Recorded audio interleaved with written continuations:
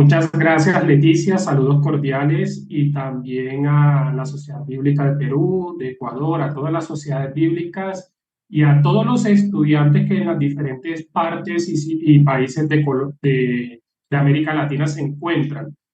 Quiero confirmar, Leticia, si me escuchan bien.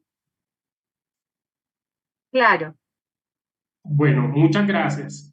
Vamos a iniciar el curso que tenemos para empezar el día de hoy. Voy a compartir una presentación. Allí la estarán viendo en pantalla. Y bueno, tal como Leticia ha comentado, pues desde aquí de Bogotá, Colombia, estoy conectado para compartir no solamente en el día de hoy, sino durante los dos siguientes sábados, el, el curso respectivo de literatura y corpus paulino. Ahí pueden ver mi nombre en pantalla. Si no se lo saben de memoria o no lo dicen bien, no hay problema, me pueden decir hermano sin ningún problema. Ok, tal como decía Leticia hace un momento, este curso de literatura y corpus paulino es un curso que se ha diseñado con el fin de abordar esta literatura sumamente importante del Nuevo Testamento. Nosotros sabemos que haciendo un balance porcentual de la literatura paulina del Nuevo Testamento, diríamos que casi la mitad, por no decir la mitad, del Nuevo Testamento comprende los escritos realizados por el apóstol Pablo. Y a continuación, ustedes van a ver cuáles son los temas que estaremos desarrollando a partir de hoy y durante los dos siguientes sábados posibles. Pero antes de ello, quiero hacerles el recorderis nuevamente a ustedes que por favor deben marcar su asistencia. Es sumamente importante que marquen su asistencia. La clase número 4. Y recuerden también que hay un foro opcional que ustedes deben atender en la plataforma virtual. Entonces, teniendo esto presente, les comparto a continuación los 3 sábados que estaremos trabajando el desarrollo de este curso de literaturas y corpus paulino. Ahí lo están viendo en pantalla. Entonces, para el día de hoy, 2 de septiembre, el objetivo es tratar la temática literatura y pensamiento paulino. Si ustedes se dan cuenta, hay una palabra en rojo que estoy señalando y que incluso estoy subrayando para que ustedes le presten atención al énfasis, al hilo conductor, a la continuidad que le estaremos dando a las temáticas que inicialmente vieron con el profesor Alberto Sánchez. El día 9, que viene siendo el próximo sábado, estaremos abordando la clase titulada El pensamiento cristológico en la literatura paulina, y el último sábado que estaré tratando este curso con ustedes, que es el 16 de septiembre, abordaremos la clase titulada El pensamiento soteriológico en la literatura paulina. Así que de manera concreta, vamos a comenzar con el planteamiento que ustedes están viendo enmarcado en el día hoy 2 de septiembre. Literatura y pensamiento paulino. ¿Qué es lo que pretendemos desarrollar en estos dos segmentos del día de hoy 2 de septiembre? Vamos a desarrollar un acercamiento general al tema y también atenderemos cuestiones hermenéuticas. Si ustedes recuerdan, en el campus bíblico, en la plataforma, ya se les ha compartido a ustedes extractos de lectura y de manera concreta para atender la clase de hoy les he compartido 2 materiales. Un extracto derivado del libro de Gordon Fee y Douglas Stuart llamado La lectura eficaz de la Biblia, y otro texto, un extracto muy corto, de un material de Verbo Divino llamada Cartas para el Camino, guía para una lectura comunitaria de Tesalonicenses y Corintios. No son lecturas amplias, pero nos van a servir como un acercamiento introductorio y atender las cuestiones hermenéuticas que ustedes están viendo allí en pantalla. Entonces quiero hacer una pregunta a modo de sondear si efectivamente lograron tener un contacto o lograron echar una mirada somera a estos dos extractos de lectura.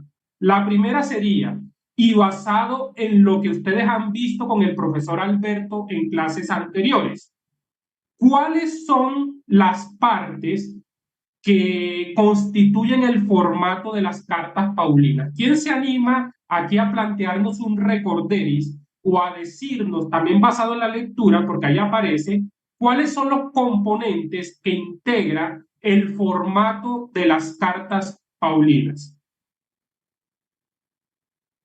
Una pregunta corta para entrar en materia. ¿Quién levantaría la mano?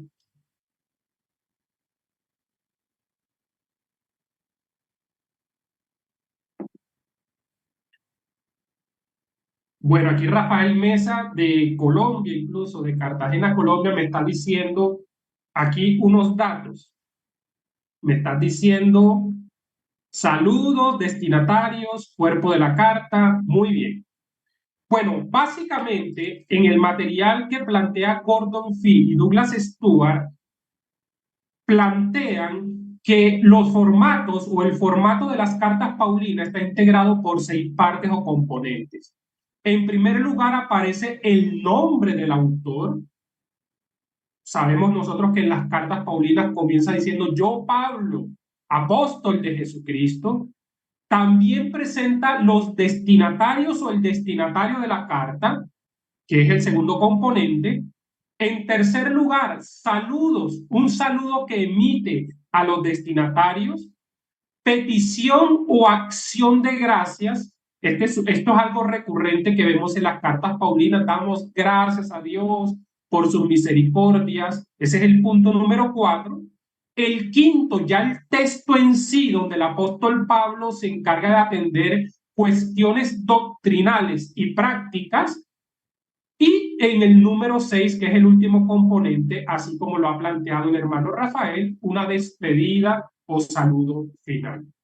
Segunda pregunta muy corta, rápidamente para entrar en materia. ¿Cuáles son los contextos que el autor de la lectura, del material Lectura Eficaz de la Biblia plantea que debemos tener en cuenta para hacer una buena interpretación de las cartas? ¿Cuáles son esos contextos fundamentales? ¿Pueden escribirlo en el chat? Bueno, ahí Rafael nuevamente se anima y plantea uno. Ok. Contexto histórico y contexto literario. Muy bien. Bueno, entonces teniendo esto presente, comencemos a desarrollar la propuesta de la clase de hoy. Literatura y pensamiento paulino.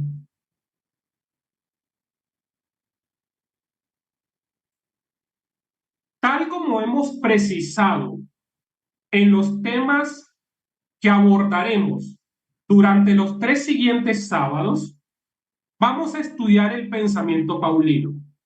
Sin embargo, para entender mejor el pensamiento de Pablo, es necesario también conocer ciertos aspectos relacionados con el personaje Pablo.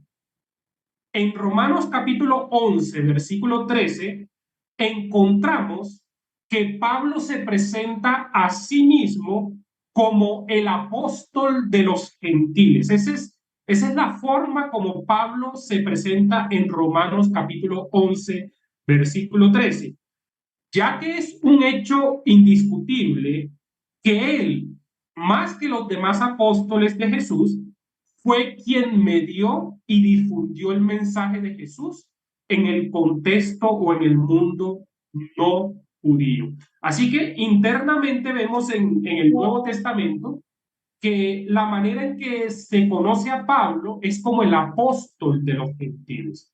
Ahora, desde orillas o perspectivas no cristianas, hay quienes han llegado a definir o considerar al apóstol Pablo como el fundador del cristianismo. Y quizás a alguno de ustedes le puede parecer sorprendente esto. ¿Cómo así que algunas personas han opinado que Pablo es el fundador del cristianismo y que no es Jesucristo? Bueno, ¿por qué han llegado a decir esto?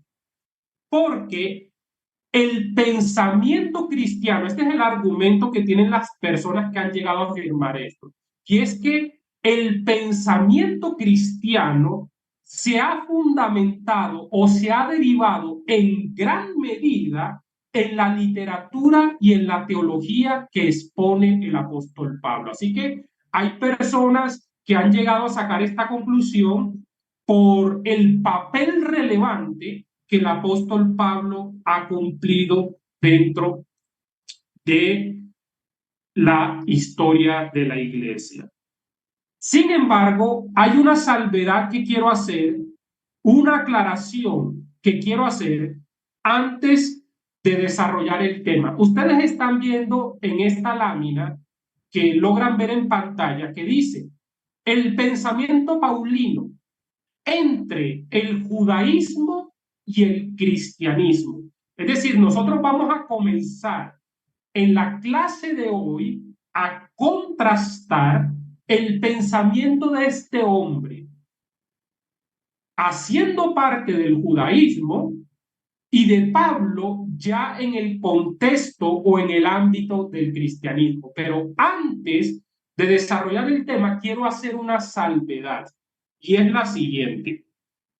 Si nosotros nos queremos ubicar en el tiempo del primer siglo y de manera concreta en esa primera generación de cristianos que surgió al nacer la iglesia, es importante entender que los primeros cristianos, y en esos incluimos también al apóstol Pablo, que llegó tiempo después, pero también lo incluimos, no creían que pertenecían a una nueva religión. Escúchenme bien, ellos no creían que pertenecían a una nueva religión.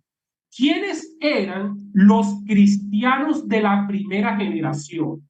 Esos cristianos de los comienzos de la iglesia. Ellos eran básicamente judíos. Y nosotros cuando vemos en el libro de los Hechos, podemos corroborar esa información. La principal diferencia que separaba a estos cristianos judíos del resto de compatriotas que profesaban el judaísmo era que estos cristianos creían que el Mesías ya había venido, mientras que los demás judíos seguían aguardando o esperando su advenimiento. Esto es importante tenerlo en cuenta porque aquí quiero hacer la salvedad que este movimiento que hoy nosotros conocemos como cristianismo pasó por un proceso de transición hasta institucionalizarse como una nueva religión. Entonces, lo que estamos fundamentando en primer lugar es que los primeros cristianos no creían que formaban parte de una nueva religión. Su fe consistía en la convicción de que la era mesiánica tan esperada por el pueblo judío ya había llegado. Según Pablo lo expresan los judíos de Roma hacia el final de su carrera, Pablo va a decir lo siguiente, y quiero que ustedes lo vean en pantalla porque también les voy a fundamentar estos planteamientos con textos bíblicos. Miren lo que va a decir el apóstol Pablo en Hechos capítulo 28, versículo 20. Así que por esta causa los he llamado. Ustedes saben que al final del libro de los Hechos, en el capítulo 28, Pablo está preso en una casa domiciliaria, en una cárcel domiciliaria, ¿verdad? Y dice el libro de los Hechos al final que lo visitaban diferentes judíos y él aprovechaba para predicarles el evangelio y para hacerles la salvedad a esos judíos de que Pablo había apelado al César y había llegado a Roma no porque tenía ninguna acusación con los judíos, sino porque se vio en la necesidad de presentar su defensa ante el César. Entonces, en el capítulo 28 de Hechos, miren lo que va a decir Pablo. Así que por esta causa les he llamado para verles y hablarles, porque por la esperanza de Israel estoy sujeto con estas cadenas o con esta cadena. Es decir, cuando Pablo habla la esperanza de Israel, se está refiriendo a la esperanza mesiánica. Entonces, ¿en qué consistía la fe de estos primeros cristianos, incluyendo al apóstol Pablo? Consistía en creer que la esperanza mesiánica ya había venido, que ya había venido. Y Pablo va a decir entonces que la razón por la cual él y los demás cristianos son perseguidos no es tanto porque se opongan al judaísmo, sino porque ellos ya creen y predican que en Jesús se han cumplido las esperanzas mesiánicas dadas al pueblo de Israel. De igual modo, esta aclaración preliminar es sumamente fundamental para el desarrollo que veremos a continuación en estos 3 sábados. De igual modo, cuando Pablo predica a los gentiles, Pablo no se encargaba de hacer una invitación a que esas personas se incorporaran a una nueva religión. Eso no era lo que Pablo hacía. Pablo, la invitación que hacía era a hacerse partícipe de las promesas que le fueron hechas a Abraham y a su descendencia. Por esa razón el apóstol Pablo, una de las definiciones o una de las imágenes que va a presentar de la iglesia en la carta a los romanos es decir que la iglesia es el nuevo Israel. Porque lo que va a decir y lo que va a plantear Pablo es que con la predicación del evangelio, los gentiles incluso se hacen partícipe de las promesas que le fueron hechas a Abraham y a su descendencia.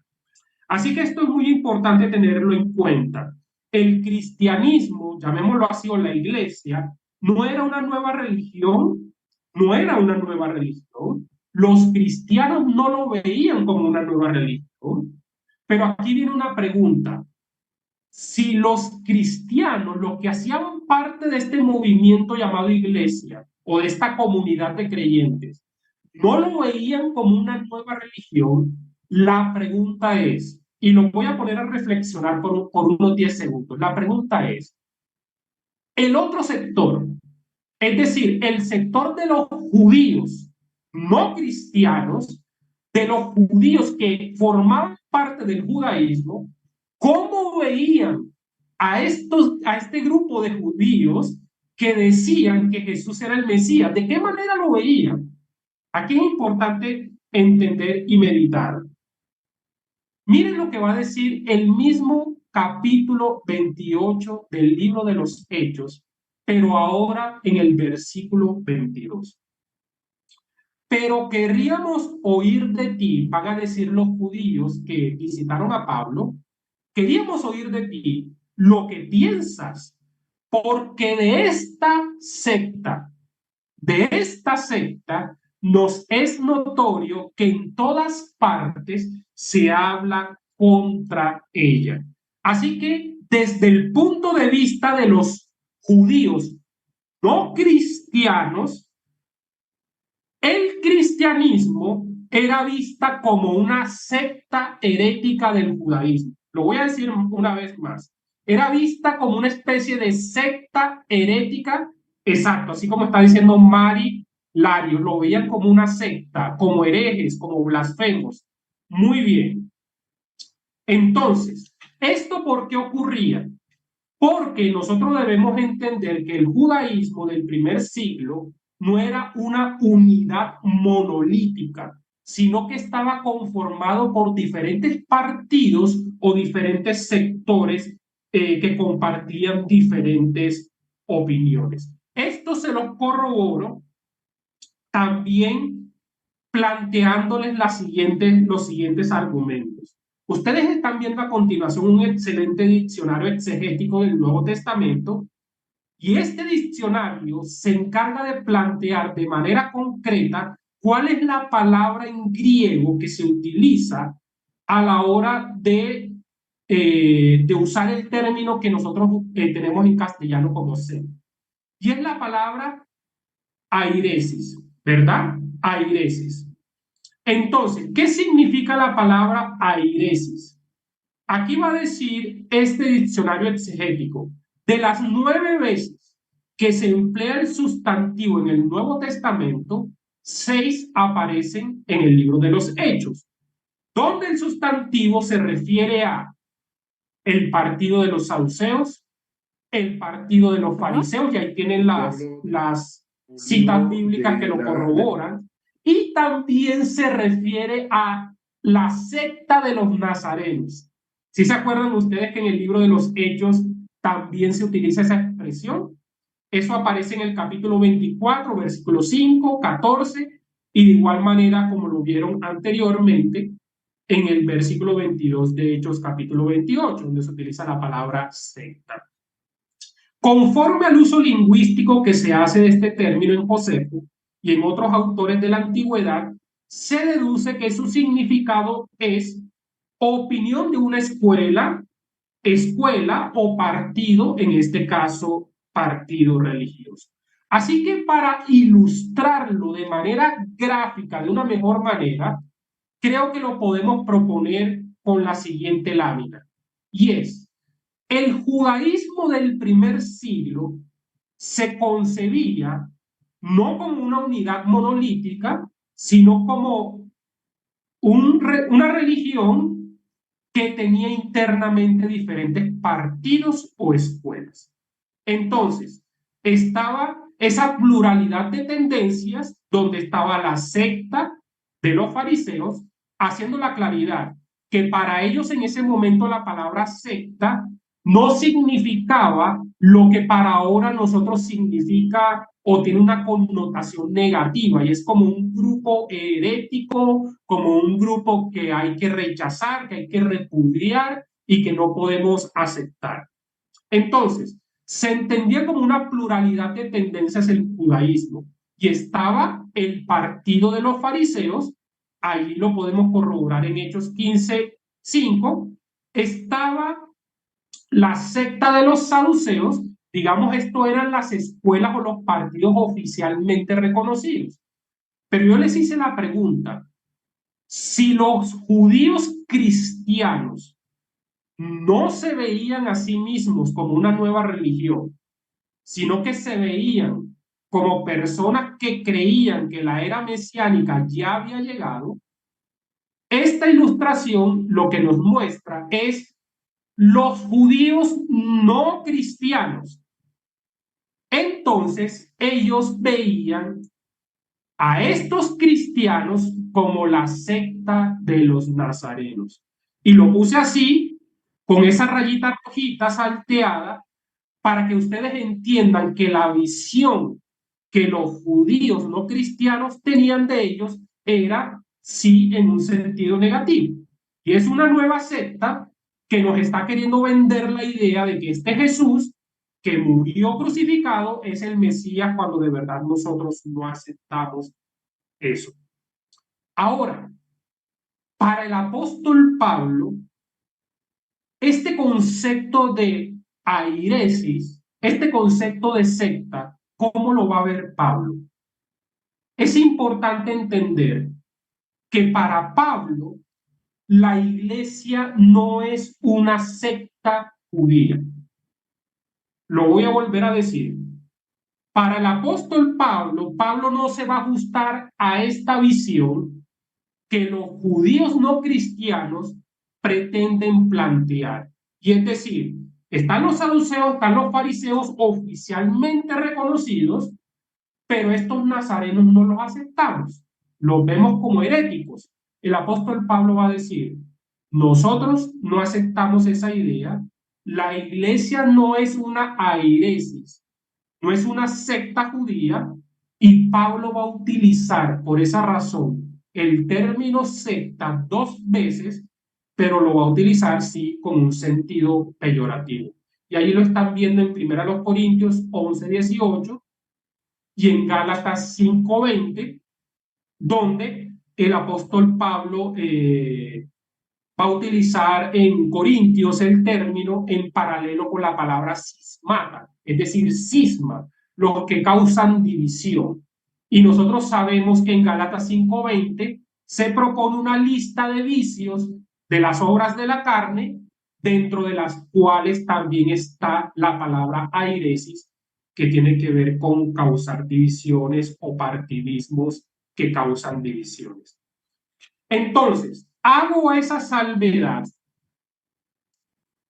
para que tengamos presente lo siguiente, y es que con la propuesta de contrastar el pensamiento de Pablo en el judaísmo y en el cristianismo, es un contraste que estamos haciendo a partir de nuestra situación actual, a partir de la mirada que actualmente nosotros le hacemos a los textos bíblicos, entendiendo ya que el cristianismo es una religión, llamémoslo así, oficialmente constituida e institucionalizada, pero nuevamente haciendo la salvedad que en el tiempo de la primera generación de los cristianos, ese matiz de judaísmo y cristianismo resultaría anacrónico, no sería tan claro plantearlo porque el cristianismo aún no se había constitucionalizado como una nueva religión. Teniendo esto presente y atendiendo a el argumento inicial que les dije, y es que para comprender el pensamiento de Pablo hay que comprender aspectos del personaje Pablo, es importante también que tengamos presente que nosotros en el Nuevo Testamento tenemos básicamente dos fuentes de información que nos permiten conocer al apóstol Pablo. ¿Cuáles son esas dos fuentes de información? Número uno, nosotros en sus cartas tenemos detalles biográficos de él. Y digo la palabra detalles biográficos y no la palabra biografía, porque las cartas de Pablo no son una biografía. Y porque el apóstol Pablo no escribió y no tenemos en el Nuevo Testamento un documento que se constituya en una biografía del apóstol Pablo. Así que tenemos detalles biográficos en sus cartas. Hay fragmentos donde nosotros podemos considerarlo como detalles autobiográficos, pero cuando utilizo la palabra detalles, también doy a entender que hay cuestiones sobre las que no sabemos nada, es decir, tenemos lagunas y que a veces no es tan fácil coger esos detalles, esos versículos bíblicos y armonizarlos cronológicamente en la vida de este siervo de Dios.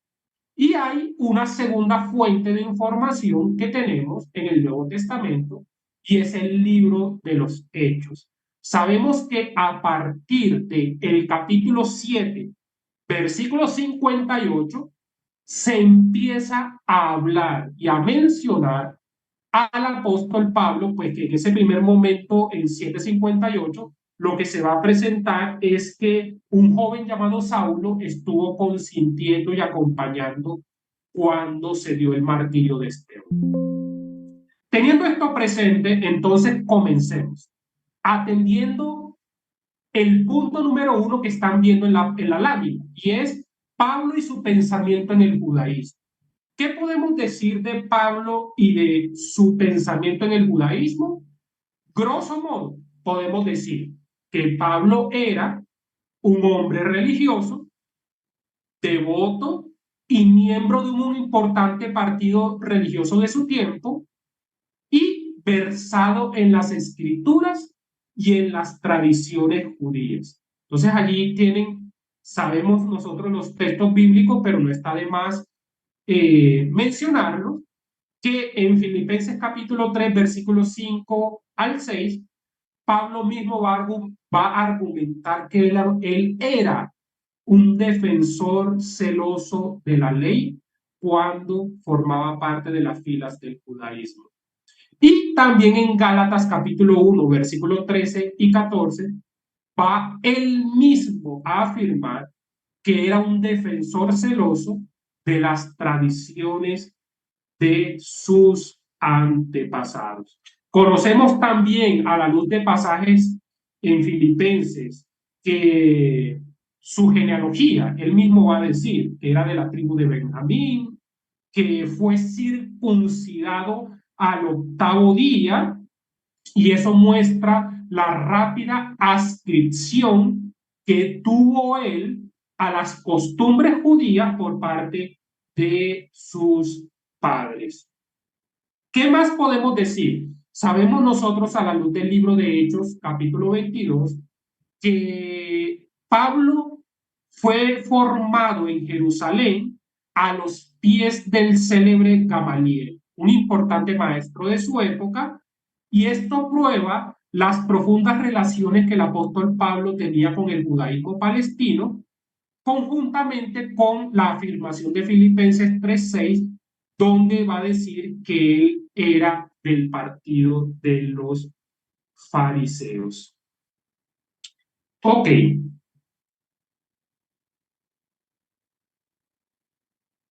en 1 Corintios capítulo 15, versículo 9, en Gálatas capítulo 1, versículo 13, en Filipenses 3:6, el apóstol Pablo va a decir que mientras estaba en el sector del judaísmo, en repetidas ocasiones va a decir 3 veces perseguí a la iglesia, va a decir que persiguió a la iglesia del Señor.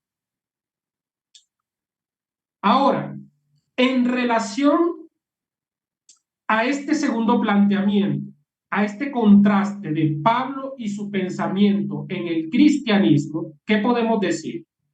Podemos decir que este hombre da un salto, da un giro significativo en su vida porque pasó de ser un perseguidor de la iglesia a representar y constituirse en un hombre que abraza completamente el camino que había considerado contrario a la ley y a las tradiciones de sus antepasados. Eso es importante tenerlo nosotros presente. Y es que el apóstol Pablo, para poder dar un salto entre su incorporación en el judaísmo a formar parte ahora de un nuevo sector que hoy conocemos en el cristianismo, es evidente que este hombre experimentó un profundo cambio en su manera de pensar. Y aquí viene una pregunta que la podemos hacer de manera retórica para analizarla no solamente en el día de hoy, sino también durante las dos clases siguientes. Y es la siguiente pregunta. Si nosotros estamos hablando del pensamiento paulino, ¿en qué aspectos Pablo se distanció del pensamiento que tenía en el judaísmo y en qué aspectos sí conservó una afinidad con el pensamiento que antes tenía? Esto es importante tenerlo en cuenta. ¿En qué aspectos se aisló del pensamiento judaico y en qué aspectos sí mantuvo una continuidad del pensamiento judaico? Entonces tengamos presente lo siguiente, y es, nosotros conocemos a partir de la literatura paulina que el apóstol Pablo va a presentar una especie de tensión paradójica que también representa una tensión para los cristianos del siglo XXI entre los conceptos ley y fe. Y eso nosotros lo vamos a desarrollar de manera predominante en la clase número 3 conmigo, es decir, en la última clase que tendremos. Pablo va a establecer una relación paradójica o una tensión paradójica entre la ley y la fe. Y nuevamente planteo la pregunta, es importante analizarlo. ¿En qué aspectos creemos nosotros que Pablo se aisló del pensamiento judaico tradicional y en qué aspectos conservó una línea o un enfoque de ese pensamiento? Bueno, de manera, digamos, ilustrativa y con el fin de exponer, digamos, una lluvia de ideas en relación a esta pregunta, vamos a ver nosotros en la literatura paulina lo siguiente. Y es que el apóstol Pablo va a establecer un contraste entre el antiguo pacto, la antigua alianza y la nueva alianza establecida por medio de Jesucristo. Y miren ustedes el contraste que Pablo va a plantear en sus cartas. Y es que en el antiguo pacto va a, ¿cómo diría la palabra? Se va a encargar de presentar, se va a encargar de aclarar, se va a encargar de puntualizar los siguientes rasgos que hacen parte del antiguo pacto. Y es que las señales del antiguo pacto presentaban las siguientes características. La circuncisión según la ley, una circuncisión hecha por mano humana, una circuncisión, una señal del pacto hecha en la carne, pero a la hora de expresar su teología y su planteamiento en las cartas del Nuevo Testamento, va a conservar conceptos como que en el nuevo pacto todavía existe una circuncisión. Es más, el apóstol Pablo incluso se atreve a decir, y ya con esto termino en unos 3 o 5 minutos, para dar lugar al momento de las preguntas, el apóstol Pablo se encarga de decir que en realidad el verdadero judío es el que es judío en su interior, para dar a entender este comparativo que estamos expresando acá. Así que miren, si nosotros pensamos o creemos que el pensamiento paulino experimentó una ruptura donde se desligó totalmente de los términos, de los conceptos, de las palabras empleadas en el antiguo pacto, estamos equivocados. Porque aquí estamos viendo que el apóstol Pablo conserva terminologías, conserva términos, conceptos en su planteamiento teológico, pero lo que se va a encargar de hacer es un replanteamiento de sus definiciones. Entonces va a decir que en el nuevo pacto también existen unas señales. Y es que si hay una circuncisión, pero no es una circuncisión según la ley, sino es una circuncisión hecha en Cristo.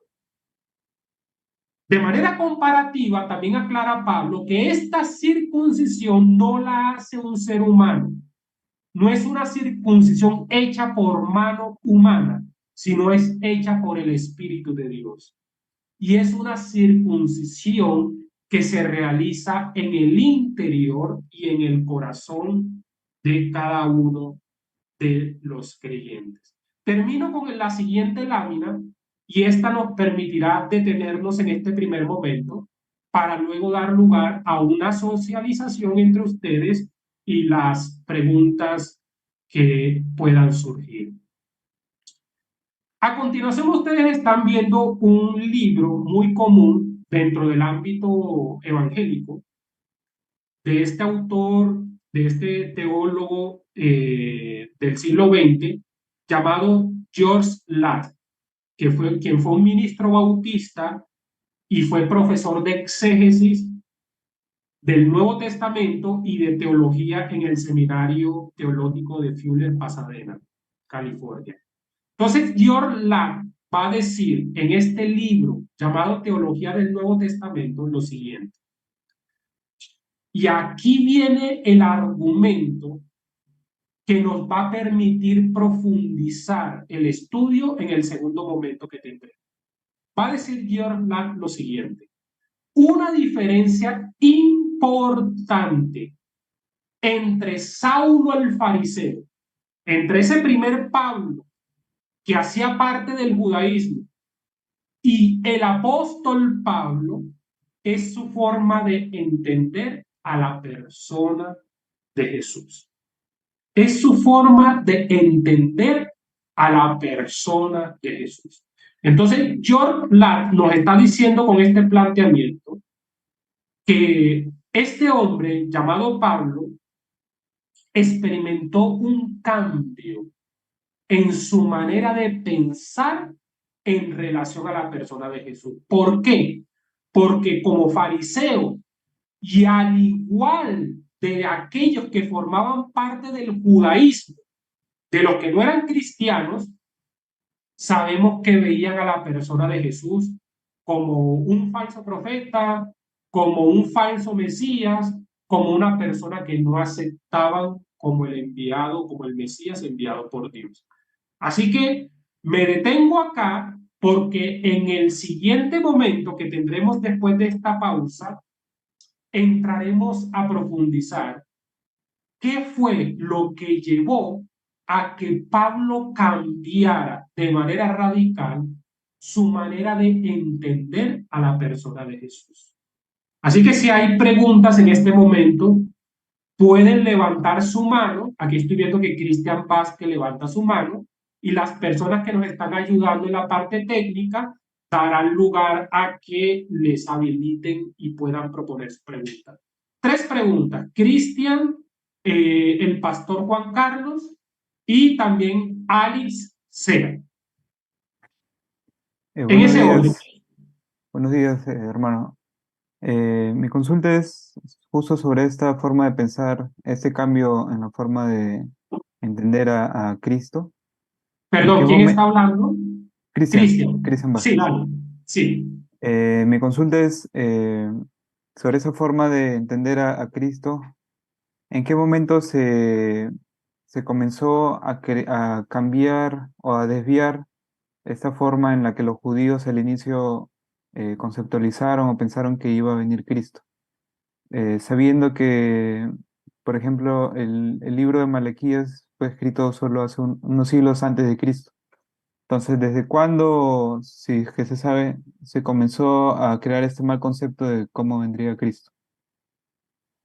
Bueno, el mal concepto, y eso lo voy a decir en el segundo momento, pero me adelanto, el mal concepto que se tuvo de la persona de Cristo básicamente se fundamenta en dos puntos. Número uno, y tal como nosotros vemos en los evangelios, no lo estoy diciendo yo basado en mi propia opinión. En los evangelios nosotros vemos que los fariseos, los saduceos, se encargan de señalar, esa sería la palabra, de señalar a Jesús como un rabí, como un maestro, como un predicador itinerante que está quebrantando preceptos fundamentales de la Torá. Sabemos nosotros, por ejemplo, en el episodio donde los discípulos tienen hambre y empiezan a arrancar espigas y vemos que los fariseos que le dicen a Jesús, ¿por qué dejas que tus discípulos hagan esta labor de cosechar siendo un día sábado? Entonces, el tema o la visión que tenían los fariseos y otros judíos de ver a Jesús como alguien que quebrantaba el sábado, por ejemplo.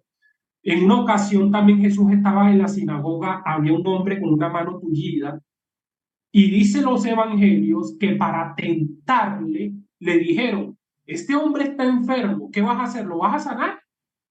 Y dice los evangelios que Jesús se enojó y pues argumentó diciendo, si a ustedes se les cae un animal, si se les cae un asno, si se les cae un buey en un hoyo, ¿acaso no se ponen a la tarea de sacarlo?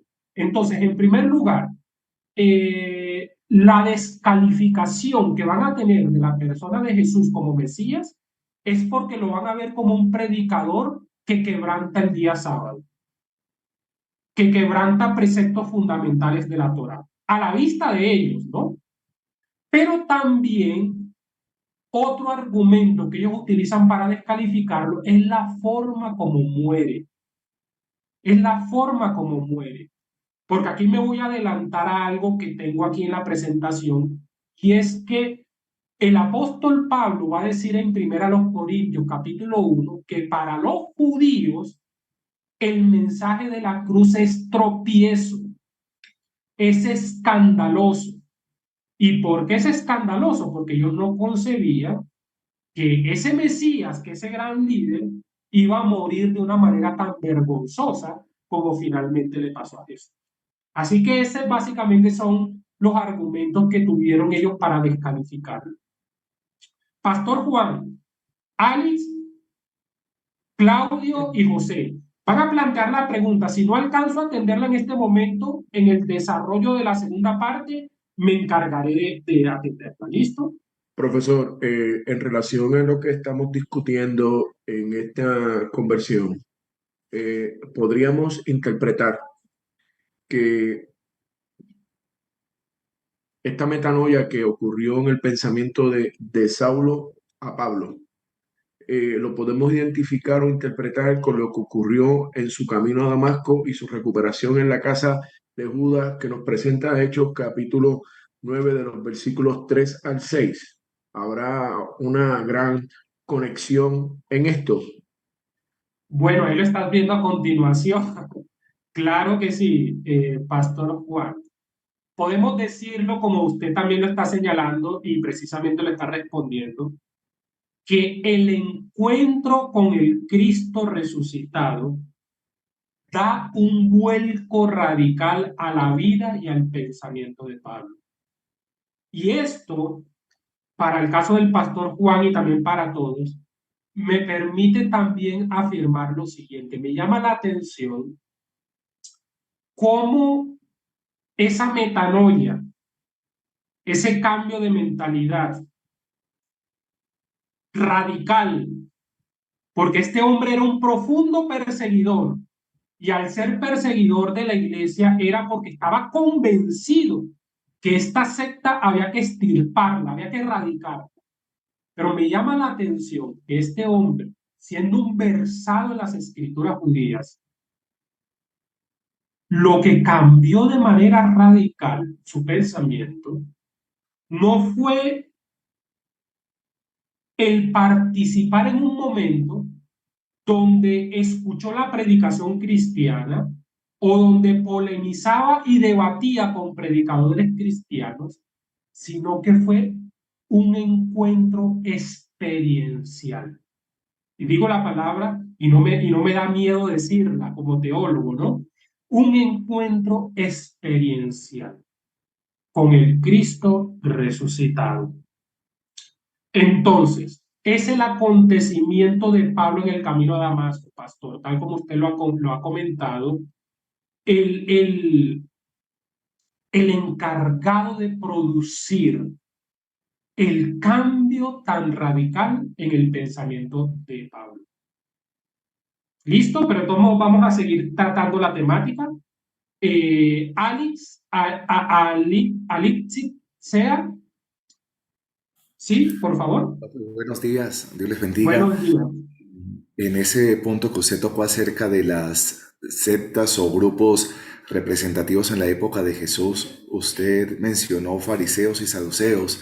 Bueno, también he escuchado de la parte del tema de los celotes, que hasta donde sea era algo como político, ¿no? Y aparece por ahí otro puntico de los herodianos, que por ahí le preguntaron a Jesús acerca de el tributo.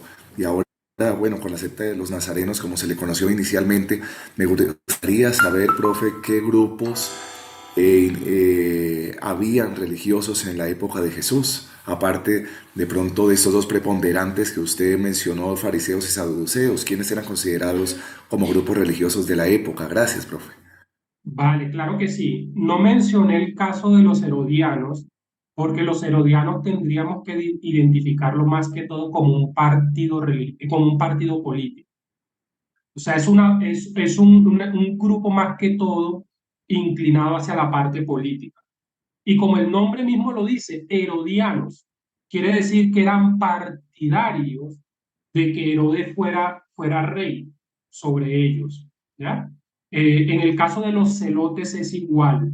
El movimiento de los celotes era un movimiento, podríamos llamarlo insurgente, en el sentido de que no estaban de acuerdo con la dominación romana sobre ellos. Entonces, ya si hablamos de los herodianos y celotes, estaríamos hablando de más que todo ese sector político. Pero lo hice de manera representativa porque son los más conocidos y de los que más habla o lo que básicamente habla el Nuevo Testamento. Los fariseos y los saduceos. Pero cuando nosotros estudiamos también el contexto o el mundo del primer siglo de Palestina, sabemos que también incluso había una comunidad llamada los esenios, ¿no?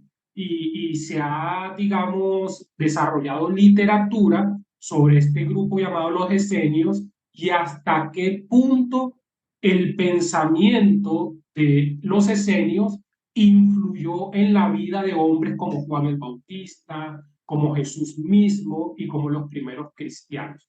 Lo que sabemos es que este grupo llamado los esenios eh, se aislaban, llamémoslo así, se aislaban y formaban una especie de comunidad retirada del resto de los judíos porque ellos buscaban como una especie de purificación del pueblo de Israel. Consideraban que el pueblo de alguna u otra manera se había impurificado y ellos planteaban conceptos y establecían contrastes dentro de su teología como hijos de la luz, hijos de las tinieblas, y por esa razón muchos teólogos y estudiosos bíblicos van a argumentar hasta qué punto eh, el pensamiento de los esenios también influyó a los cristianos, porque sabemos que Pablo va a utilizar esas ideas también, ¿no? La literatura juanina también va a utilizar esas ideas. La luz, sabemos que Dios es luz y los que están con Dios habitan en luz y no oscuridad. Entonces era un tipo de lenguaje dualista que hacía parte dentro de esta comunidad. Pero básicamente lo que quise enmarcar es cómo había un grupo de escuelas o partidos religiosos que eran acogidas y eran aceptadas como oficiales, pero cómo se estableció esa visión de los nazarenos como si fuera una secta del judaísmo, pero una secta herética, ¿no? Entonces espero darme a entender bien con ese planteamiento.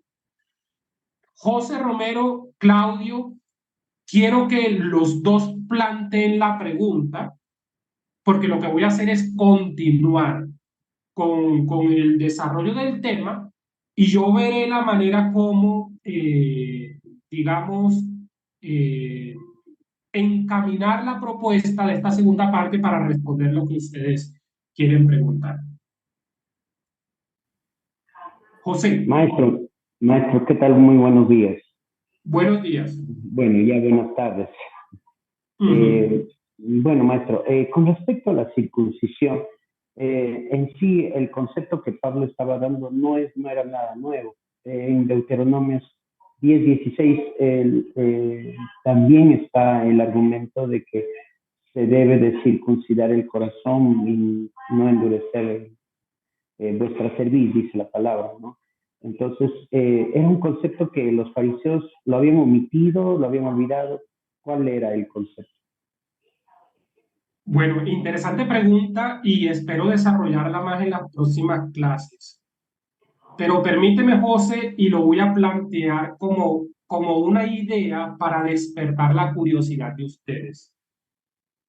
¿Saben ustedes que de manera literal la expresión que el apóstol Pablo va a utilizar en sus cartas a la hora de contrastar la fe y la justificación por la fe va a ser la expresión las obras de la ley.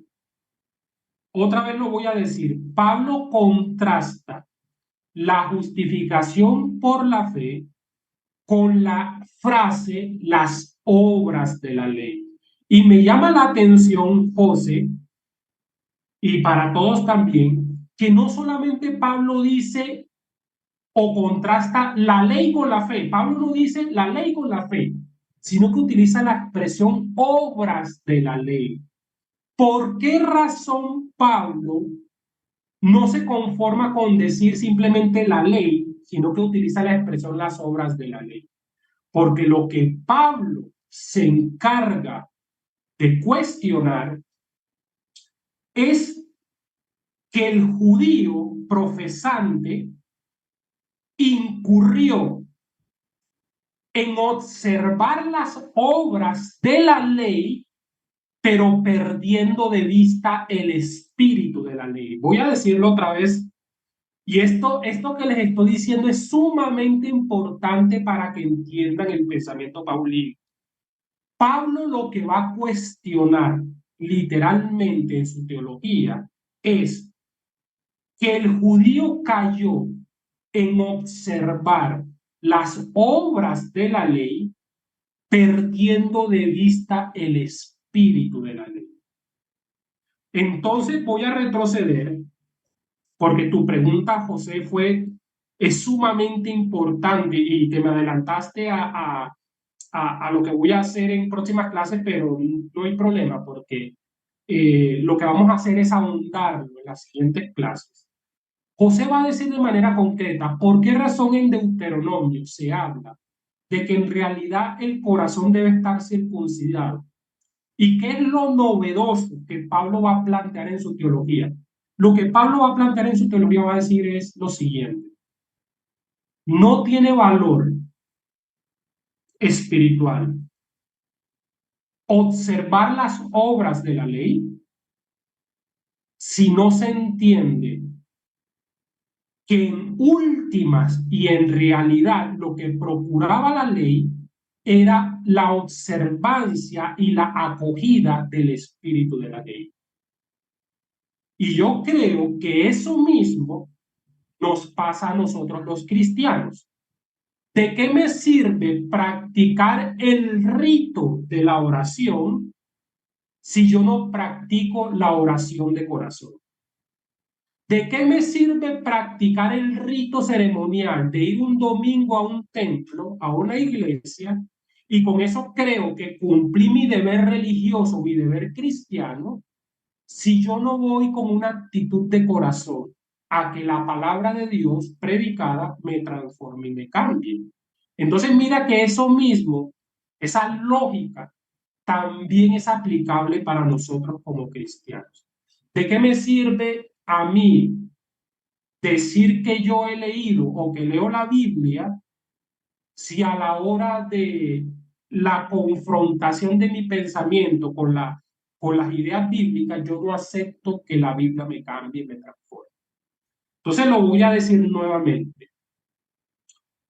El cuestionamiento grande que Pablo le va a hacer a sus compatriotas es: cayeron en una religiosidad tal en que creyeron que era suficiente con observar las obras de la ley y no se dieron cuenta que perdieron el espíritu de la ley y que incluso muchas veces hasta caminaban en contra de ese espíritu de la ley. Por eso Pablo también va a decir en Gálatas que aquel hombre, eso lo va a decir y lo digo con fundamento, Gálatas capítulo 5, Pablo va a decir de manera literal: quien camina en el espíritu guarda la ley. Quien camina en el espíritu guarda la ley. ¿Por qué razón va a decir eso Pablo?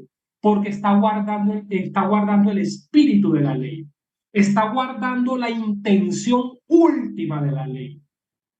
Y eso es en respuestas rápidas, porque la vamos a profundizar en las siguientes clases, digamos, lo que Pablo quiere enfatizar. Claudio, te escucho, por favor, y continuaremos con el estudio. Hola, profesor.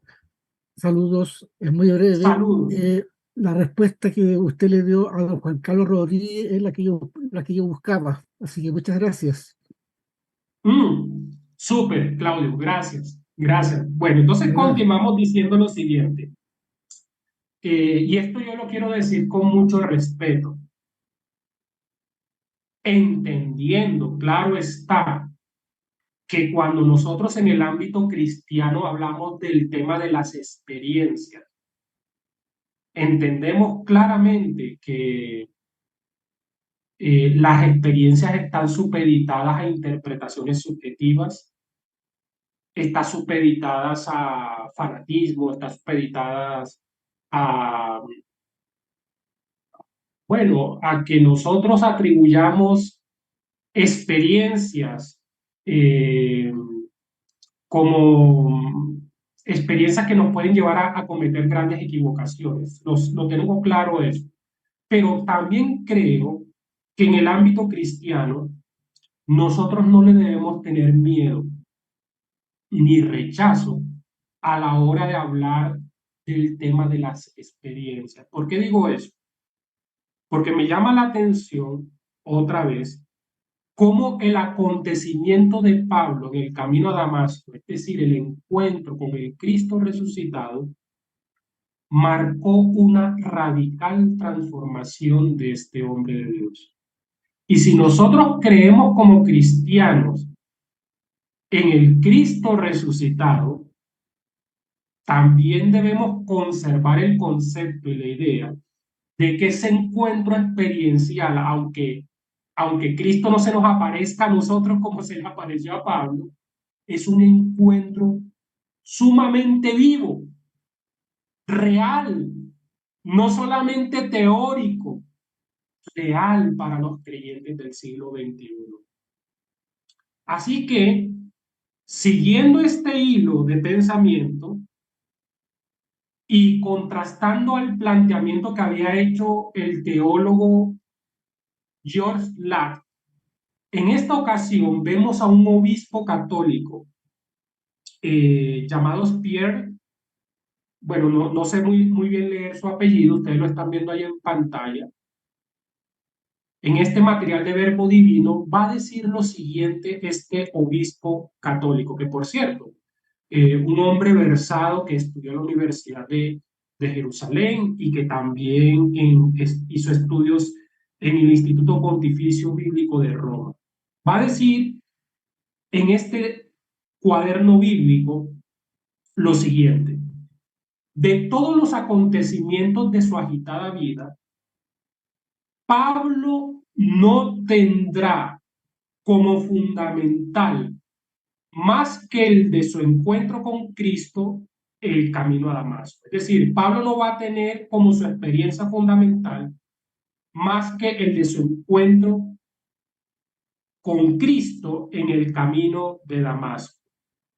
Sin cesar, se referirá a este encuentro que es justo considerar como la matriz de su vida, de su experiencia espiritual y de su pensamiento teológico. Entonces miren en el segundo párrafo cómo este autor puntualiza, citando a Reinier, va a decir que Pablo sin cesar se va a referir en su literatura, en sus cartas, al encuentro con Cristo como algo que representa la matriz de su vida, de su experiencia espiritual y de su pensamiento teológico.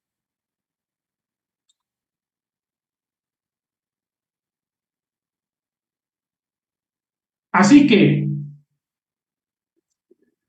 respondiendo de manera concreta, no me acuerdo quién fue la persona que me hizo esa pregunta, pero esta era la respuesta que yo tenía para el segundo momento. Respondiendo de manera concreta a la evolución, llamémoslo así, o a la transición que Pablo va a tener en su pensamiento teológico del judaísmo frente al pensamiento que finalmente adquirió en el cristianismo, debemos decir y precisar lo siguiente. Y este es el pasaje que yo había citado como respuesta a uno de ustedes que me hizo una pregunta. Y es que en 1 Corintios capítulo 1, versículo 22 y 23, Pablo va a decir lo siguiente: los judíos piden señales, los griegos buscan sabiduría, pero nosotros, es decir, los cristianos, predicamos a Cristo crucificado. Para los judíos ciertamente tropezadero y para los gentiles locura. Esto que nos permite a nosotros ahondar. Y es que dentro del judaísmo, Saulo de Tarso, al igual que otros que formaban parte del judaísmo, tenían una visión particular de la esperanza mesiánica. Y esa visión no distaba de aquella que de manera convencional tenían los judíos de su tiempo. Entonces, ¿cuál era esa visión que tenían los judíos de la esperanza mesiánica? Y era que los judíos esperaban un Mesías glorioso, no uno crucificado como un criminal. Además, sabemos nosotros que para ellos la crucifixión significaba una maldición. Pablo mismo en Gálatas, capítulo 3, creo que es en el capítulo 2 o capítulo 3, él va a utilizar un texto donde dice que maldito es todo aquel que es colgado en un madero. Entonces sabemos nosotros que esa era la visión que tenían ellos.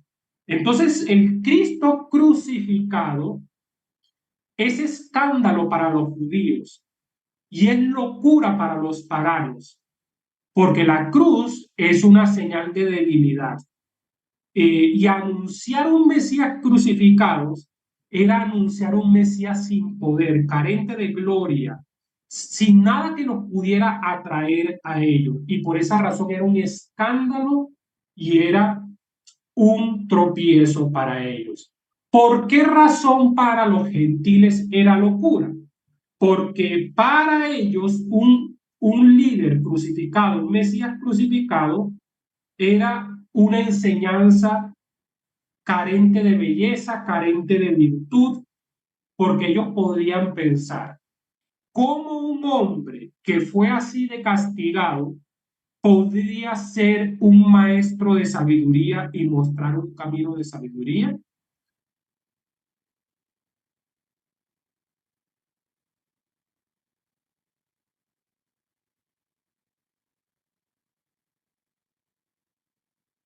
Entonces, puntualizo una vez más, al igual que la mayor parte de los judíos, Pablo no había reconocido que Jesús era el Mesías. Darse cuenta ahora en este acontecimiento del camino a Damasco que Jesús era el Mesías exigió de él una revisión de su comprensión de la redención. Exigió de él una revisión de su comprensión de la doctrina de la redención.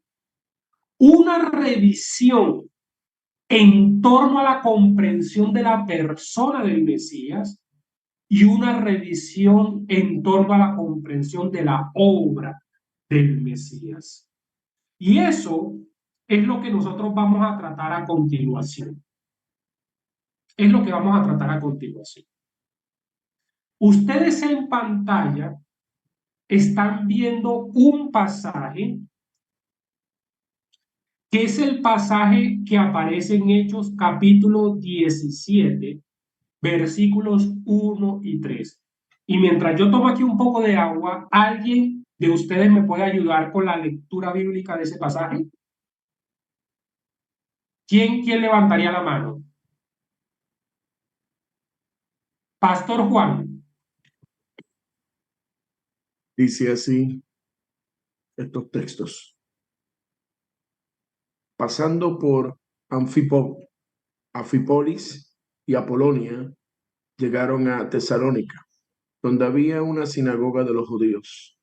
Pablo, como acostumbraba, fue a ellos y por 3 sábados discutió con ellos, declarando y exponiendo por medio de las Escrituras que era necesario que el Cristo padeciera y resucitara de los muertos. Y decía: Jesús, a quien yo os anuncio, es el Cristo. Muy bien. ¿Puedes leer nuevamente el versículo 3, por favor? Sí. Declarando y exponiendo por medio de las Escrituras que era necesario que el Cristo padeciera y resucitara de los muertos, y decía: Jesús, a quien yo os anuncio, es el Cristo. Gracias, gracias. Voy a subrayar aquí una palabra y es esta. Era necesario. Voy a subrayar esta palabrita. Era necesario. Este relato aparece en el marco del segundo viaje misionero de Pablo, el cual duró aproximadamente unos 3 años. Vamos a contextualizar un poco el pasaje bíblico. Segundo viaje misionero. En este viaje, Pablo se atreve a ir más allá de los límites a los que había ido en su primer viaje misionero. En su primer viaje misionero, Pablo básicamente había ido a esta región de Asia Menor. Y en este segundo viaje misionero, el apóstol Pablo se atreve a ir más allá y se dirige a la provincia de Macedonia para iniciar la predicación del evangelio en Europa. Me llama la atención que el apóstol Pablo utiliza la expresión era necesario. Era necesario. Cuando nosotros hablamos de que algo sea necesario, es sinónimo de algo que es ineludible, de algo que es inevitable, de algo que debería suceder. Pero si ustedes me lo permiten, yo sé que estoy hablando de la literatura paulina, sé que estoy hablando del pensamiento paulino, y aunque aquí estamos hablando del libro de los Hechos, en realidad, este es un texto que habla de Pablo predicando el evangelio en Tesalónica, porque dice en el versículo 2, Pablo, como acostumbraba, fue a ellos y por 3 sábados discutió con ellos, declarando y exponiendo por medio de las Escrituras que era necesario.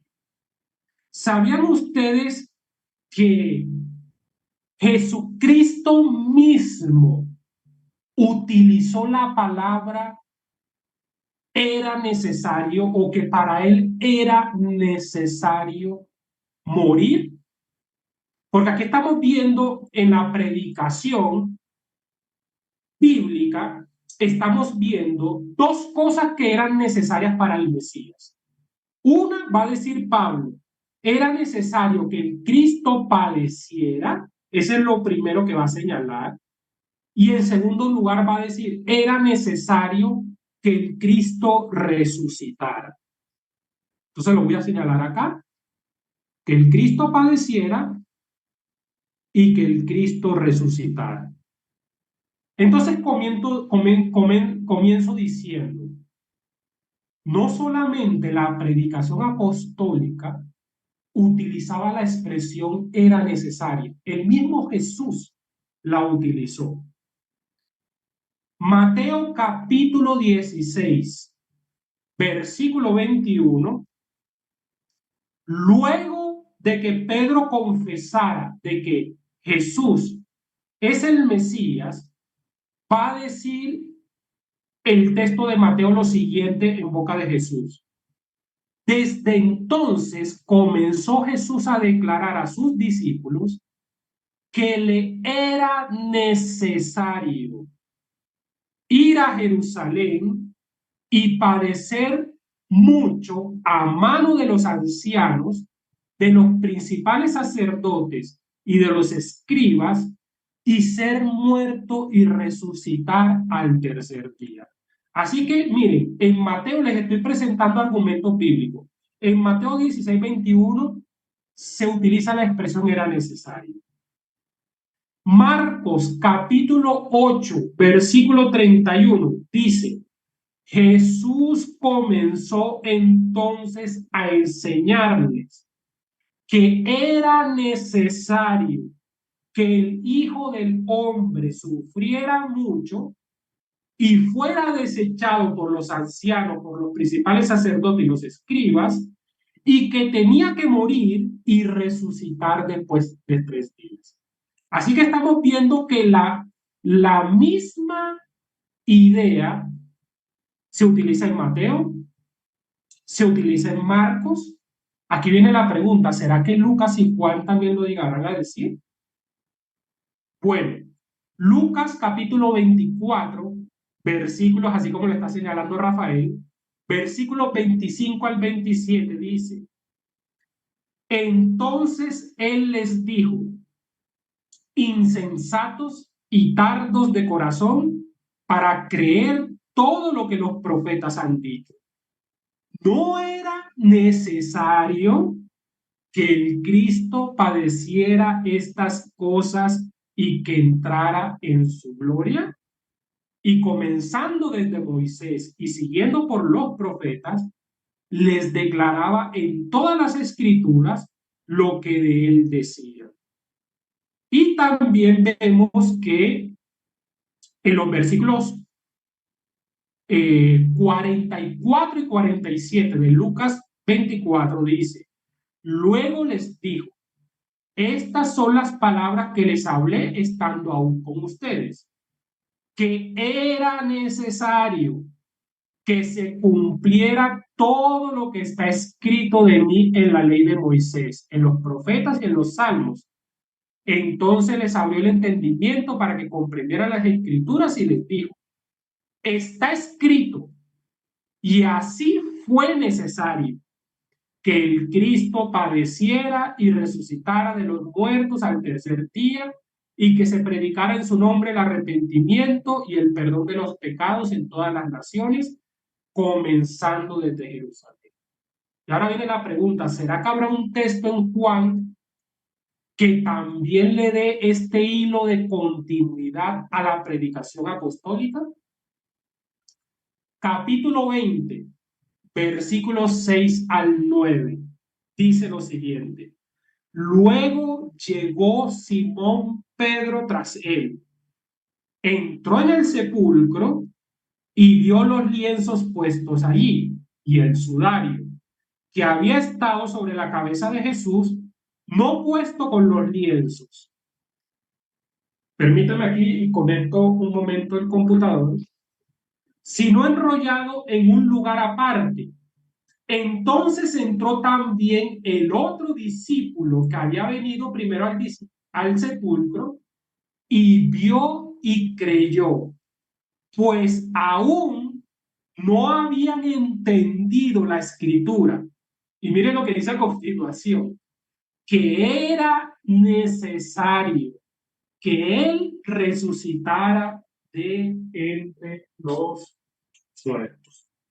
Entonces, sí se dan cuenta ustedes que en los evangelios, en boca de Jesús, en boca de los apóstoles y en el libro de los Hechos, en la predicación apostólica, hay un hilo de continuidad sobre el hecho de que era necesario que el Mesías viviera 2 cosas. Parece ser que los judíos no habían entendido y que el apóstol Pablo antes, cuando estaba en el judaísmo, no había entendido que al Mesías primero le era necesario padecer o morir. Y saben ustedes que ese fue el elemento para responder una vez más a la pregunta que alguien le hizo, creo que fue José Romero, ese fue el elemento que al judío le representó tropiezo, que no entendieron que eso era lo primero que tenía que vivir el Mesías. Y aquí viene la pregunta, ¿por qué razón era necesario que el Mesías muriera?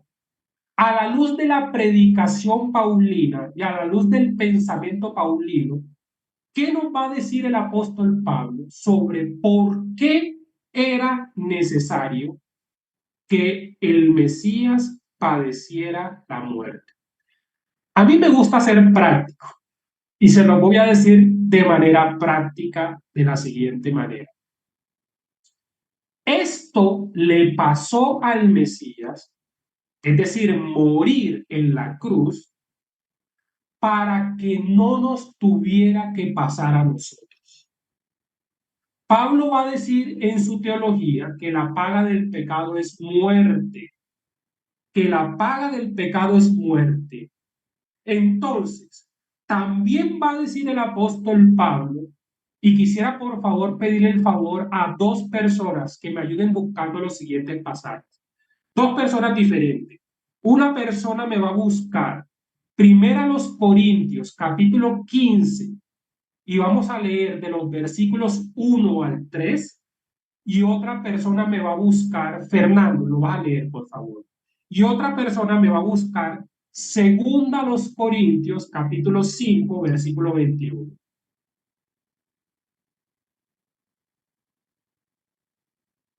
Y entonces leamos el primero, hermano Fernando.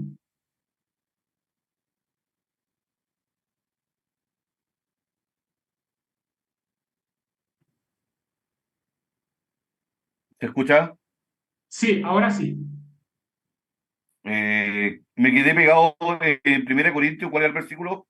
Capítulo Capítulo. 15, capítulo 15, versículos del 1 al 3. Amén.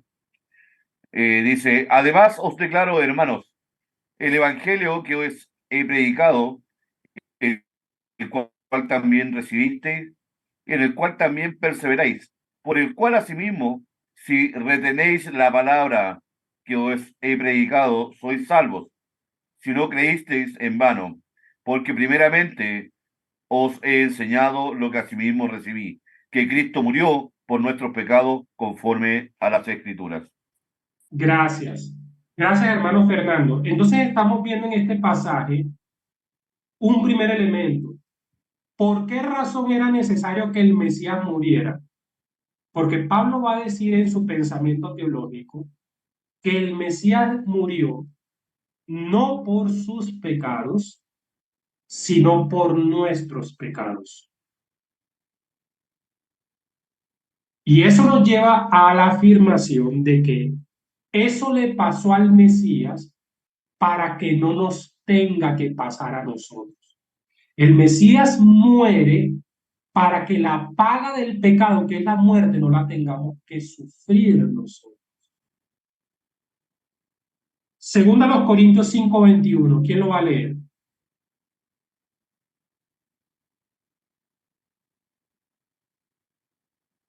Bueno, hermanos, dice segunda los Corintios capítulo 5 versículo 21, dice la Biblia, al que no conoció pecado, por nosotros lo hizo pecado, para que nosotros fuésemos hechos justicia de Dios en él.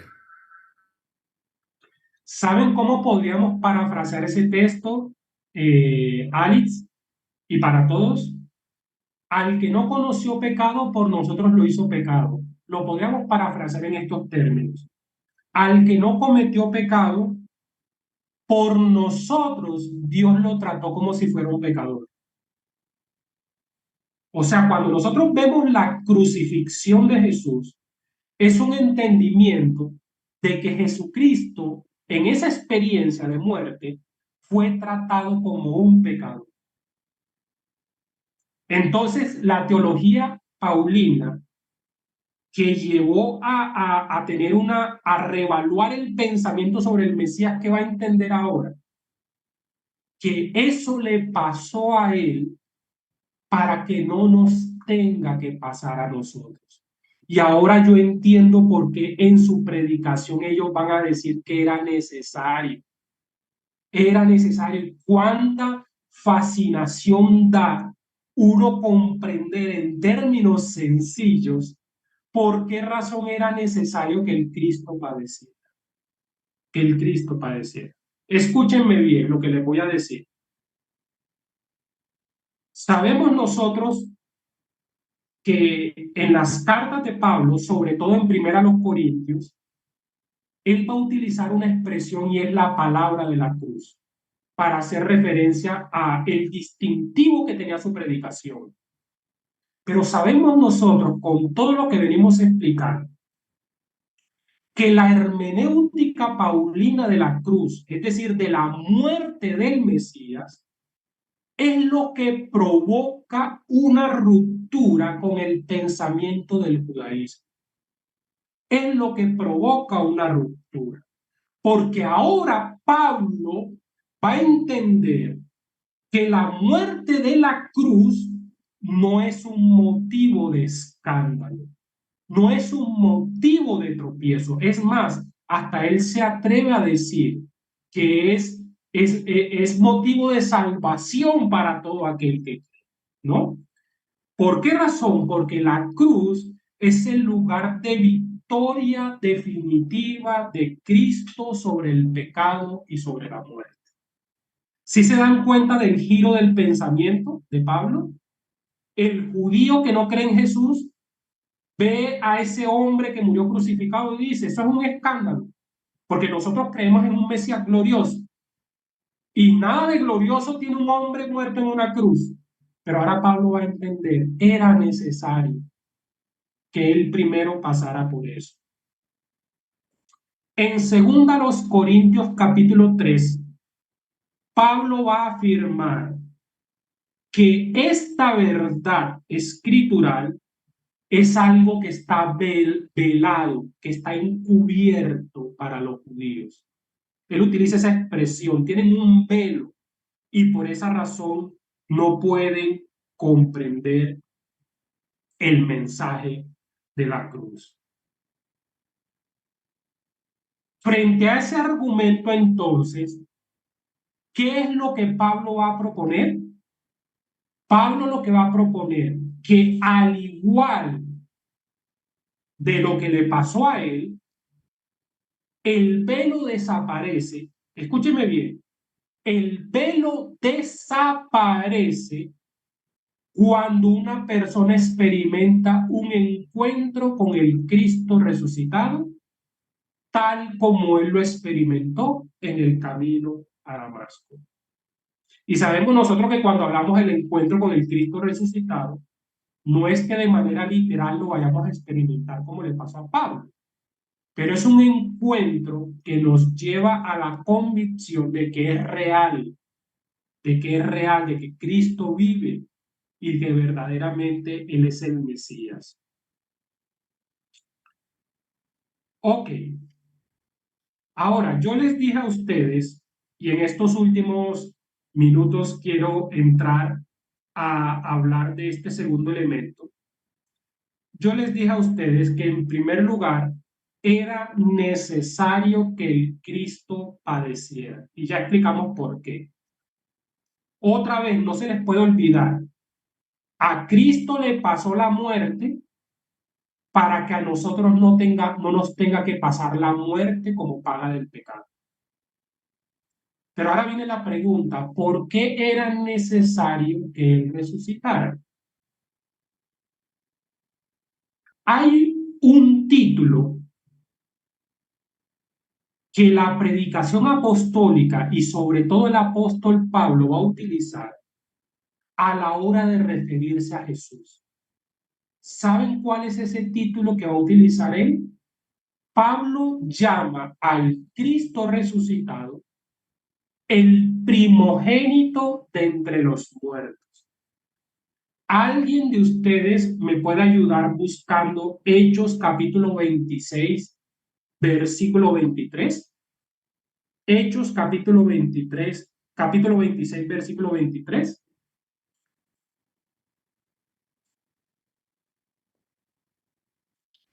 Y lo lee, por favor.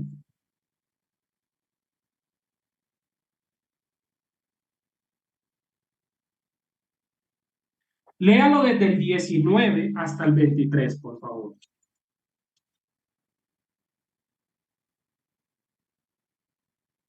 ¿Quién lo quiere leer?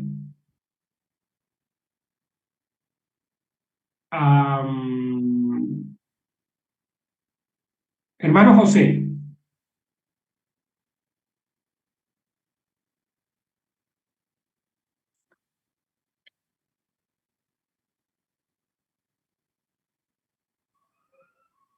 No. Sí, sí, maestro. Sí, por favor, ¿podrías leer el texto que he citado? A ver, el que está en la pantalla, maestro. Explíqueme. No. Hechos capítulo 26. O hermano Claudio, si lo tiene allí, por favor. Hermano Claudio. Ya, desde entonces, Rey Agripa, nunca desobedecí la versión celestial, sino que primero a los habitantes de Damasco y más tarde a los de Jerusalén. Luego a toda la región de Judea y a los paganos, prediqué que se arrepientan y se conviertan a Dios, habiendo obras que manifiesten la conversión. ¿Hasta ahí, profe? Hasta el 23. Ya, prosigo. Por esta razón los judíos me detuvieron cuando estaba en el templo y trataron de matarme. Con la ayuda de Dios me he mantenido firme hasta el día de hoy, dando testimonio ante pequeños y grandes, sin decir nada fuera de lo que Moisés y los profetas anunciaron que iba a suceder. Que el Mesías, después de sufrir y ser el primero en resucitar de entre los muertos, anunciaría la luz para el pueblo judío y los paganos. Muchas gracias, hermano Claudio. El Mesías, después de sufrir, sería el primero. El primero. Escúchenme bien, por favor. Escúchenme bien porque aquí estamos hablando del tema medular de la predicación apostólica. Si a mí la Biblia me define que el Mesías es el primero en resucitar de entre los muertos, o dicho de otro modo, es el primogénito de entre los muertos, es porque me da a entender que van a venir otros que van a resucitar después, ¿o no? Porque diría simplemente el único en resucitar de entre los muertos. Pero el texto bíblico, a la hora de hablar del Mesías, no dice el único en resucitar de entre los muertos, dice el primero. ¿Por qué razón la predicación apostólica va a enfatizar que el Mesías resucitado es el primogénito de entre los muertos? Porque lo que sí le pasó al Mesías es la garantía de lo que nos va a pasar a nosotros. Aquí que quiero contrastar lo primero que dije en el punto 1 con el punto 2. ¿Por qué el Mesías murió? Murió para que lo que a él le pasó no le tenga que pasar a los cristianos. Pero ¿por qué razón el Mesías sí volvió a vivir? Para que lo que a él le pasó sí nos tenga que pasar a nosotros. O dicho de otro modo, ¿saben por qué razón estoy seguro de que habrá resurrección de entre los muertos? Porque la resurrección del Mesías es garantía de lo que nos va a pasar a nosotros. Es garantía. ¿Sí podemos dimensionar ese término, garantía?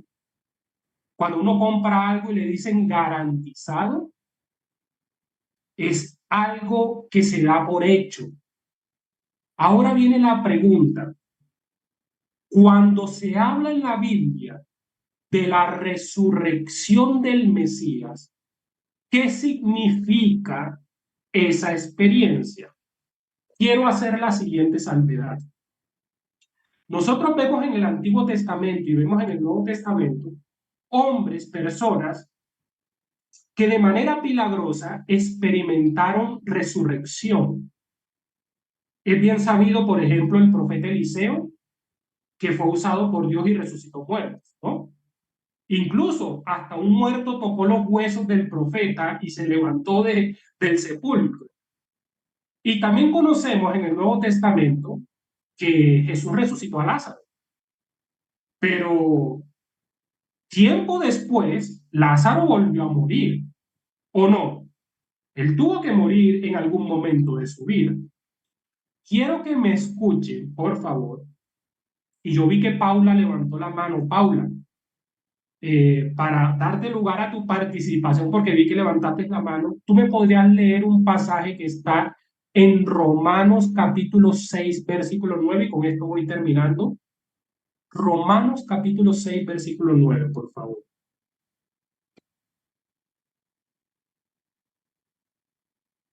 Porque este pasaje, te escuchamos, Paula.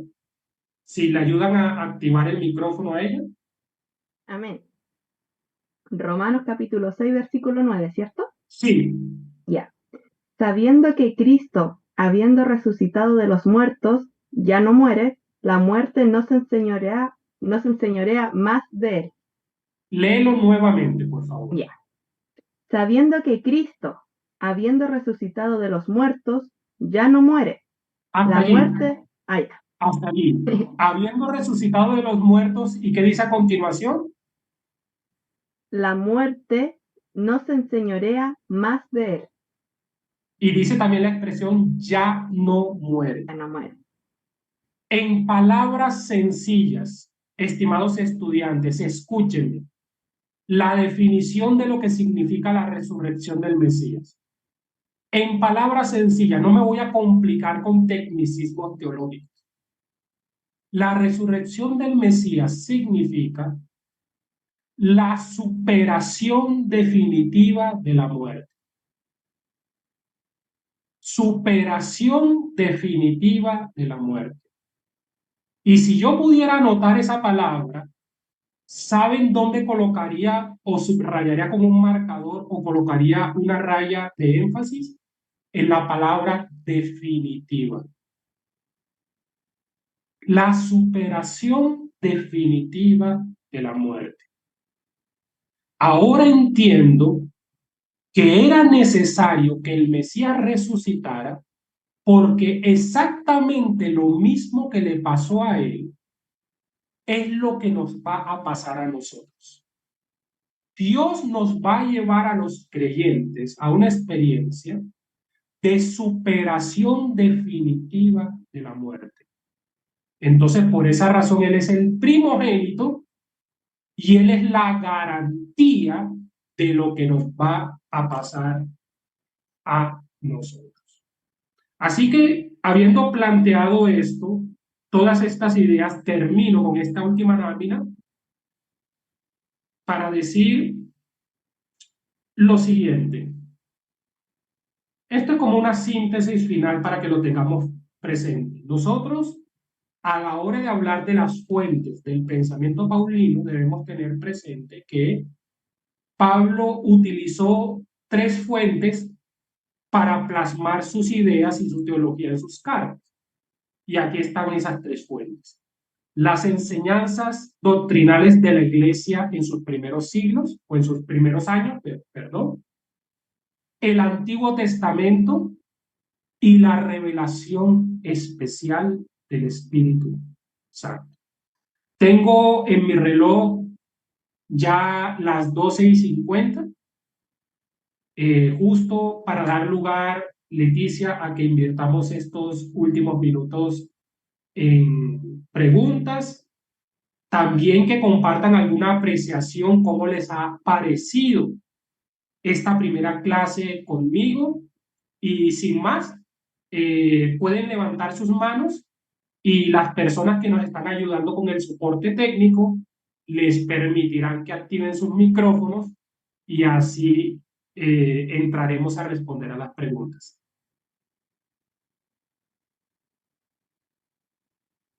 Jessica dice excelente clase. Muchas gracias, Jessica. Adriana dice, espectacular la clase, muy claro todo, muchas felicitaciones. Les voy a decir algo muy sinceramente, cuando a mí me invitan a enseñar, trato de combinar la profundidad del pensamiento, pero con un lenguaje sencillo, porque creo que el interés nuestro es que participemos de estudios bíblicos que sintamos que son aplicables a nuestras vidas, que aterrizan a nuestra vida. Así que todas las opiniones que están compartiendo, muchas gracias. Aquí las voy leyendo. Dice Mari Larios, muy bien explicado, gracias, profe Edwin, las diapositivas muy buenas. Bueno, quiero hacer la siguiente salvedad. Leticia, te he compartido las diapositivas, la tienen en la plataforma del campus. Hice algo, Leticia, entre el día de ayer y el día de hoy, enriquecí y ajusté unos elementos, pero te lo puedo volver a compartir para que lo tengas pero básicamente la diapositiva que he utilizado se las he compartido y las tienen ustedes dentro del material para que enriquezcan sus estudios. Bueno, muchas gracias, dicen las diferentes opiniones. Hilda, me anima a seguir adelante, gracias. Hilda, de verdad de corazón nos alegra esa opinión y créanme ustedes que es de parte de esta propuesta del diplomado internacional, que ustedes puedan seguir adelante asumiendo estas experiencias educativas. Entonces, Leticia, veo que básicamente expresan gratitud y Alice levanta la mano. Así Ya que se animaron. escuchamos la pregunta. Ya se animaron, ok. Sí. Adelante, Alex, y luego el pastor Juan Carlos con sus preguntas. Gracias, hermana Leticia. Bueno, profe Wenceslao, me quedó una inquietud acerca de la ley y la gracia en la perspectiva de Pablo. Usted estuvo hablando acerca de una ley con espíritu y una ley por prácticas, fue lo que alcancé a comprender en lo que se había tornado el judaísmo. Entonces, bueno, yo comprendo la salvación por gracia, sin las obras de la ley, pero también comprendo el punto de que el que cree, pues hace las obras de la ley. Bueno, ¿cómo se podría definir eso? ¿Cómo se podría clasificar salvación por ley, salvación por gracia? Claro que sí. De todos modos, te comento, Alice, que en la tercera clase, cuando hablemos del tema soteriológico, nosotros vamos a ahondar más. Pero no te preocupes, que hoy al menos quiero plantear unas ideas esclarecedoras sobre eso. Y yo sé que cité el pasaje, pero si lo leo literalmente, me voy a dar a entender mejor y el texto bíblico en sí es sumamente esclarecedor. Voy a utilizar un pasaje de Pablo y voy a utilizar un pasaje de la vida de Jesús, de las enseñanzas de Jesús. El apóstol Pablo en Gálatas capítulo 5, desde el versículo 16 hasta el último versículo de ese capítulo 5, va a hablar de las obras de la ley, las obras de la carne y el fruto del Espíritu. Conocemos eso. Pero miren lo que dice cuando habla del fruto del Espíritu. Dice, pero el fruto del Espíritu es amor, gozo, paz, paciencia, benignidad, bondad, fe, mansedumbre, templanza. Y mira lo que dice, contra tales cosas no hay ley, no hay ley. Yo te hago una pregunta y vamos a aplicarlo en términos civiles. Cuando se aplican en una sociedad normas, leyes, regulaciones, ¿por qué razón se hace?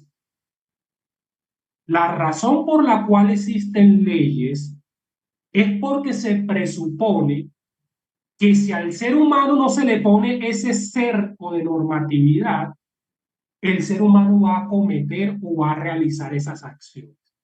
O dicho de otro modo, en nuestras casas nosotros colocamos rejas en las puertas y en las casas porque damos a entender que si no ponemos rejas, hay ladrones que se van a meter. Entonces, haciendo esa salvedad, cuando hablo del espíritu de la ley, es una transformación del ser humano donde él empieza a vivir y empieza a reflejar una serie de valores, una serie de conductas que no necesitan ningún tipo de regulación. ¿Qué tipo de regulación necesito para amar a mi prójimo? Ninguno, ¿verdad? O sea, no hay ningún tipo de norma que a mí me diga, no, no puedes amar, porque hasta el mismo Jesús dijo, ama hasta tu enemigo.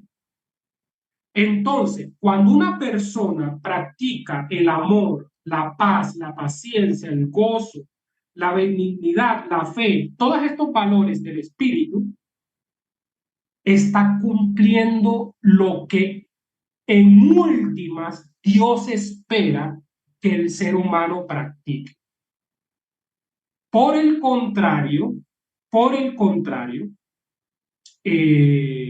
mientras el ser humano no tenga esa transformación en su interior, va a requerir de las normas y las leyes como una manera de contener y regular la conducta humana frente al prójimo. Eso en primer lugar. En segundo lugar, no lo digo yo. Jesús mismo llegó a decir, yo no he venido a abrogar la ley, ¿sí se acuerdan ustedes? Sino a darle cumplimiento. Y voy a poner un ejemplo en lo siguiente. Si nosotros nos basamos solamente en la óptica de las obras de la ley, nosotros podríamos decir, mientras un hombre no toca, un hombre casado, no toca a una mujer, no tiene relaciones sexuales con una mujer, ese hombre no ha cometido adulterio. Mientras una mujer no tiene relaciones sexuales, ella estando casada, no tiene relaciones sexuales con un hombre, no ha infringido la obra de la ley. No lo puedo acusar de adúltero. Pero ¿sabes qué dijo Jesús? El hombre que mira a una mujer y en su corazón la codicia, ya adulteró en su corazón. Entonces, eso es el espíritu de la ley.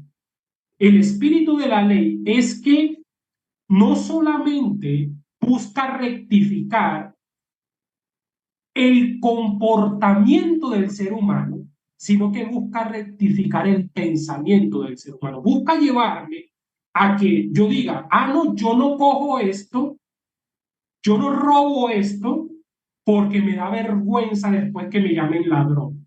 El espíritu de la ley lo que busca es, aunque nadie me vea,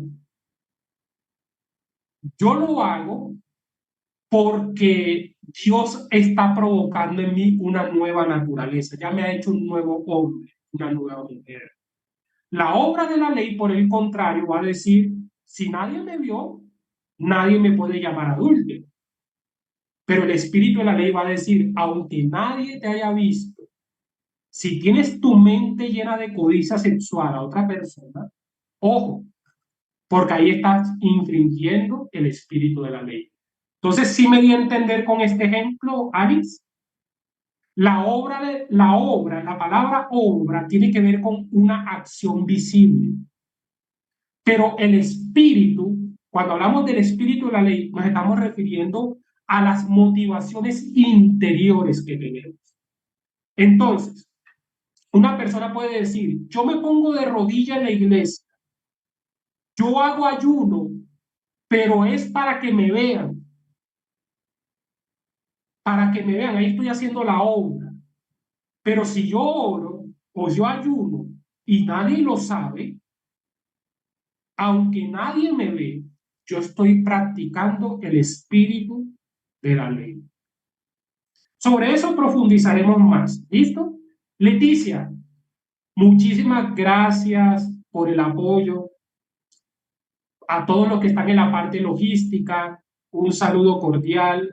Estimados estudiantes, gracias de verdad por darme esta oportunidad de conocerles y compartir esta primera experiencia con ustedes. Recuerden que nos vienen 2 sábados más y esperamos que los otros sábados sean sumamente edificantes para todos. Así que un abrazo maravilloso Y recuerden, por favor, marquen su asistencia, clase número 4, y también diríjanse al campus bíblico para que participen del foro opcional que tienen. Leticia, los dejo y a los que están en la parte logística que se encarguen de realizar el cierre del día de hoy.